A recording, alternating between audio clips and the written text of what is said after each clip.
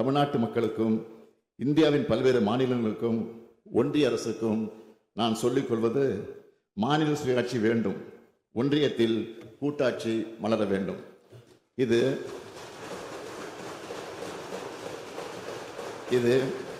தனிப்பட்ட ஒரு அரசியல் கட்சியின் கோரிக்கை அல்ல, இந்திய நாட்டு மக்களின் வாழ்வியலுக்கும் வளர்ச்சிக்கும் முக்கியமான கோரிக்கை. கூட்டாட்சி என்பது வாழ்வியல் உணர்வு. பன்முகத்தன்மை கொண்ட இந்தியாவுக்கு கூட்டாட்சி தான் அடிப்படை.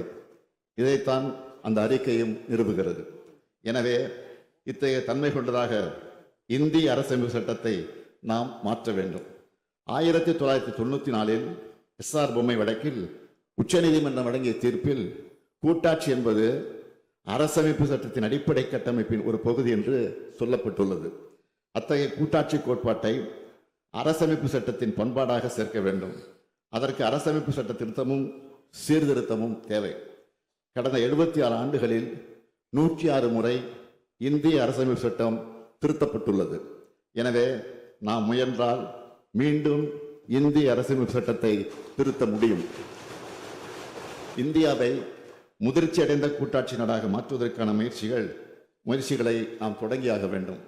அதிகாரமும் வாய்ப்புகளும் ஒரே இடத்தில் குவிந்திருக்கக்கூடாது, அவை பரவலாக்கப்பட வேண்டும். அதற்கான சட்டபூர்வமான வழிகளை இந்த அறிக்கை நமக்கு வழங்கி இருக்கிறது.